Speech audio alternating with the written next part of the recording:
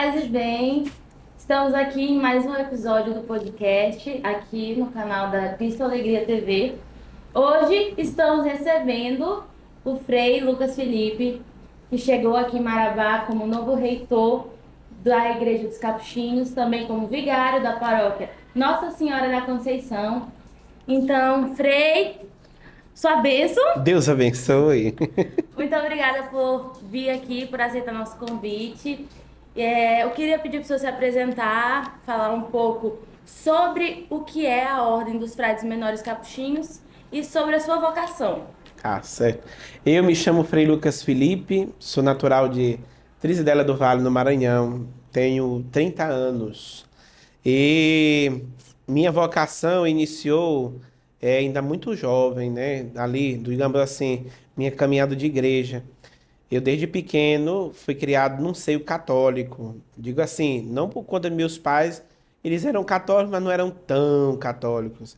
No entanto, eu tive a graça de conviver com pessoas, principalmente assim, no Colégio das Irmãs Preciosinas, lá na minha cidade, onde desde pequeno mesmo, porque minha mãe me trazia, não tinha ninguém para cuidar de mim, quando eu era recém-nascido, não tinha nenhum ano, e minha mãe me trazia para a escola para poder ela dar aula. E como não podia ficar na sala de aula, então as irmãs me pegavam e levavam para o convento.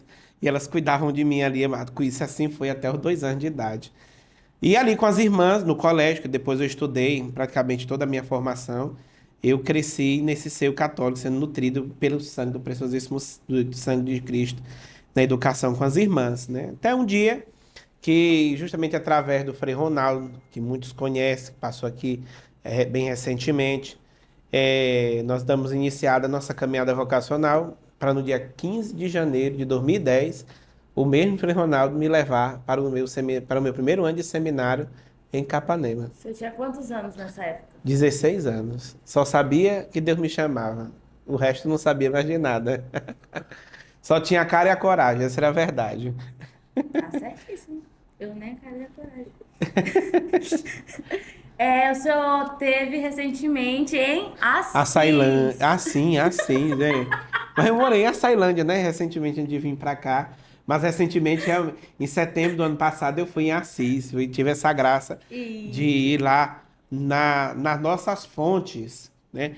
Dizem, como tem um costume, um provérbio entre nós os freis, de dizer que Assis é a nossa Meca franciscana, por conta de que lá está o túmulo de nosso pai São Francisco, nossa mãe Clara, e também é a Terra Santa nossa, onde iniciou a nossa Ordem dos Menores. E aí, como foi a experiência do senhor estar ali? O senhor que é frade, Uhum, né? Está onde São Francisco viveu, morreu, caminhou, teve sua estrada ali cristã. uhum. Como foi a experiência? Assis é uma cidade diferente de todas as outras. Porque Assis, ela em tudo respira São Francisco, em tudo. Eu me lembro de uma coisa, quando eu cheguei em Assis, principalmente assim na estação de trem, é o sentimento de estar em casa.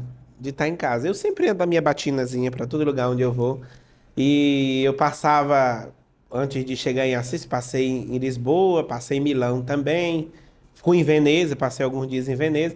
E depois fui a Assis. O povo olhava sempre com muita estranheza pra gente, por ver a gente de hábito, de batina nossa.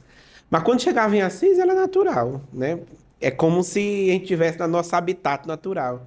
O que é bonito em Assis é a espiritualidade.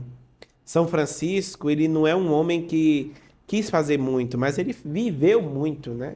Nas pequenas coisas mesmo do dia a dia.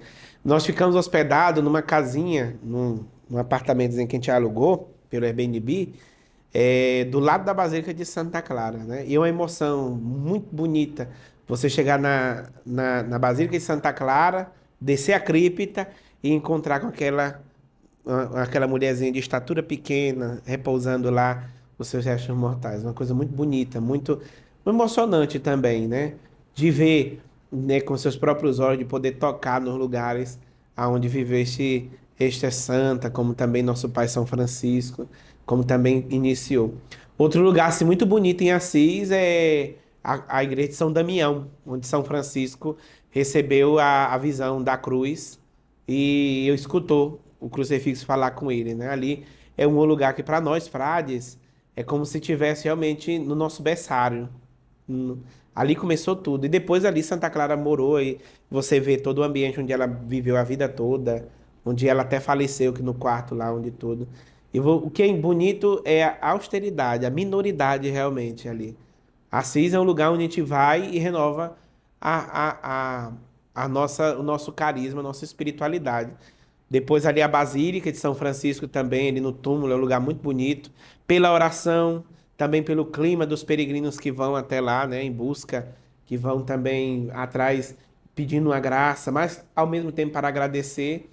E um outro lugar também muito bonitinho, que é a Igreja de Santa Maria dos Anjos, a Basílica, que fica lá embaixo, fora dos muros de Assis, a gente diz, né? Que é também um lugar muito bonito, que foi ali onde nasceu a nossa Ordem dos Frades Menores. Ali São Francisco reuniu seus irmãos, ali ele começou a rezar, ali ele começou a trabalhar com suas próprias mãos, deu os seus primeiros ensinamentos, e também ali ele morreu. Dali, São Francisco tomou o mundo inteiro. E também dali, a Porciúncula, Da veio a Pocinho. inspiração do altar daqui, do nosso Também, isso convento. mesmo. A nossa igreja aqui em Marabá, ela veio justamente nessa inspiração. Quem fez a igreja aqui foi o Frei Luiz Rota. Inclusive, nos próximos anos, nós vamos fazer 25 anos da presença dos capuchinhos aqui em Marabá. E nós queremos fazer uma festa muito bonita para lembrar, de mostrar que aqui a semente caiu, caiu em terra boa e hoje dá frutos. E o Frei Luiz Rota, há 25 anos atrás, quando ele chegou aqui, ele procurava um lugar. Primeiramente, ele pensou em fazer uma igreja ali naquela rotatória, onde se vai para Imperatriz e Paraupeba, né? Paraupebas. Só que deu um problema lá e ele não conseguiu comprar o terreno. Era num alto, inclusive. Até hoje está lá como sem ocupar nada. E ele rodando, vendo, encontrou aqui essa região onde hoje é ali, a Avenida Minas Gerais, ali entre a 2000. E o que era perceptível é porque tinha algumas casinhas, né, a maioria pobre, e tinha atrás a Vila Militar. E nosso carisma sempre foi de estar em lugares afastados, de construir nossos conventos em lugares fora da cidade, principalmente no meio, junto ali às pessoas mais simples, às pessoas mais pobres. E assim, no Freire Rota começou o início ali da nossa casa, né? Construção primeiro do convento, e ali logo ele fez uma capelinha de tábua para iniciar as celebrações das missas, né? Depois veio a construção do convento, e muito tempo depois, com o Frei Aquilino já iniciou o postinho, que hoje é uma obra muito grande, que é o postinho do Padre Pio. Mas o intuito de ser Santa Maria dos Anjos justamente para ser aqui a porta aonde os frades podem entrar na Amazônia. Porque nós temos muitas mais casas no Maranhão. No Maranhão. No Pará, nós temos muitas casas que estão reservadas ali para o Salgado, Belém, Capanema, aquela região ali de Salinas. Mas aqui para essa região do sul nós não temos. Então aqui seria, como o intuito do Frei Luiz Rota, era para ser justamente uma porta de entrada para a Amazônia de todos os frades. Assim como foi a Porciúncula, né? Onde foi uma casa e uma porta para todo mundo, como foi. Assis é também considerada a cidade da paz, né? Da E paz. aí, a gente aqui no Cristo Alegria, com o nosso patrono Carla Cutts, que era muito devota de São Francisco, inclusive seu corpo está lá e o senhor esteve ali também. Uhum. A gente queria saber como foi o senhor estar ali, na presença do Carla Cutts, que foi um jovem, como tantos jovens que o senhor acompanha, que busca a santidade, busca se santificar no cotidiano. Uhum. Olha, meu passeio por lá, eu vi muitos santos, né? Muitos. Fui em Veneza, lá está sepultado o evangelista São Marcos. Lá em Veneza também tem uma igreja que é chamada a Igreja dos Mártires de Jerusalém. E tem muitos santos lá que estão enterrados em Veneza, como em Milão, onde está enterrado Santo Ambrósio, todo mundo, né? Assis também. Mas o que me impressionou no Carlos Acuti, primeiro quando eu cheguei diante do corpo dele, foi de ver um santo vestido numa moletom da Adidas, de calça jeans e de tênis. Eu fiquei assim, eu digo, meu Deus, que coisa doida, olha que coisa interessante. É um santo muito próximo de nós, né?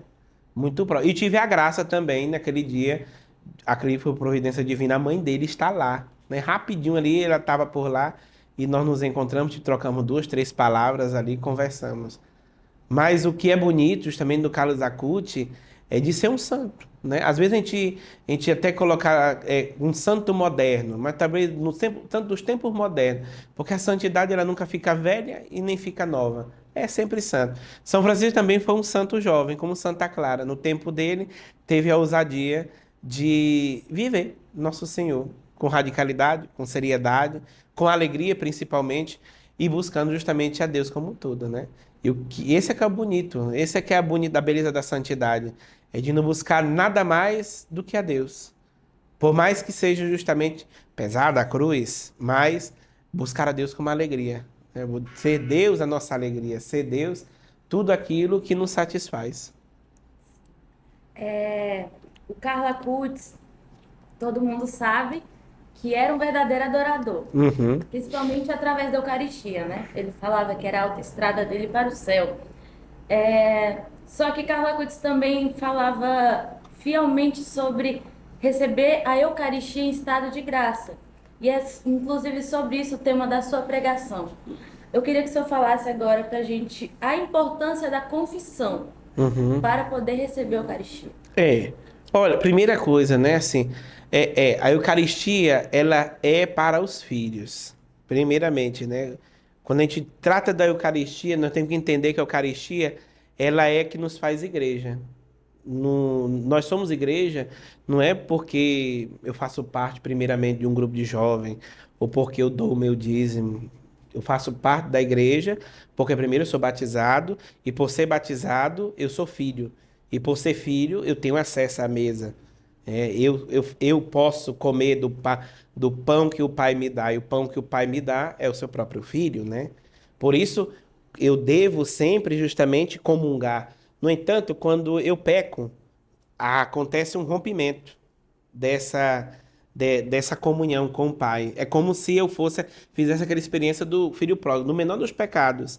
Eu rompo com Deus. Então, como é que eu posso sentar na mesa com o Pai se eu rompi essa minha relação com Ele? E aí é que vem. A confissão justamente é isso e voltar à casa do Pai. É fazer sempre aquela experiência do filho pródigo, de chegar aos pés do Pai e dizer, né? Meu pai, eu não sou mais, não, eu não sou digno de ser chamado teu filho, mas me trata como um dos teus servos. E o pai nos acolhe e nos dá a dignidade de novo de filho. E aí sim eu comungo, né? Eu digo muito que o sacramento desprezado é a confissão. Eu sempre digo isso, porque nós nos preparamos para tudo, mesmo para confessar, muitas das vezes. Inclusive, quando é a primeira confissão, nós não somos. É uma falha, infelizmente, da catequese, mas que isso a igreja, ao longo do tempo, tem observado e tem tomado conta. Porque nós devemos confessar é para ser cristão. A confissão é um remédio. É um remédio. Por isso que dentro do conjunto dos sacramentos, ele é chamado de sacramento de cura, junto com o sacramento da unção dos enfermos. Porque a confissão, ela tende a sanar o mal que está mais fundo dentro de mim, que é o pecado. Então, eu confesso para quê? Para que eu não possa adoecer. E como nós ouvimos no Evangelho, inclusive esse domingo, da sogra de Pedro, nós também, o pecado em nós faz com que nós sejamos febris. Isso é o quê? Assim como a febre no corpo me dá o desânimo, não me dá gosto, ela até mesmo tira o apetite, né? Quem está com febre, às vezes, até para comer é difícil, né? De igual maneira, é o pecado em nós. Não me dá o desânimo de viver a minha fé, eu não rezo, eu não participo da comunidade. Assim como o pecado em nós, ela tira o nosso ânimo, dá aquela moleza do nosso corpo, que é a preguiça. Como dizia Santo Isidoro, a preguiça é a ferrugem da alma, não nos deixa crescer nas virtudes. E mais, me perde o gosto realmente de se alimentar da oração, de se alimentar da Eucaristia principalmente. Por isso que quando a gente peca, a gente fica desconfiado, fica ali dando rodeando, senta ali pelo fundo da igreja, como quem não quer nada, fica caçando no meio né? Então, a confissão, ela é um remédio para esse mal. É aquele toque de Jesus, né? É o toque. Jesus toca. E toca a nossa alma através do sacramento. No sacramento, Deus nos toca e nos coloca de pé de novo. Nos coloca de pé Para quê? Para que eu possa viver minha vida cristã. Para que eu possa sair e que eu possa viver essa minha vida cristã como são. Aí sim eu possa ter acesso à Eucaristia, né? Aí eu posso justamente ter, porque a Eucaristia é esse alimento que vem a mim para mim fazer crescer. Assim como as crianças que nascem precisam se alimentar para se desenvolver, eu também me alimento para me desenvolver e me alimento a vida todinha, principalmente no último momento da minha vida, que a Eucaristia ganha até um nome diferente, que é o viático, para que eu possa ter a força para fazer essa grande viagem, essa passagem da vida para a morte, né? Então eu devo comungar, mas aí é que está. Dentro de mim eu também tenho que ter umas disposições e a confissão em mim me dá essas disposições, me dá esse coração puro, esse coração limpo. Apaga o pecado em mim.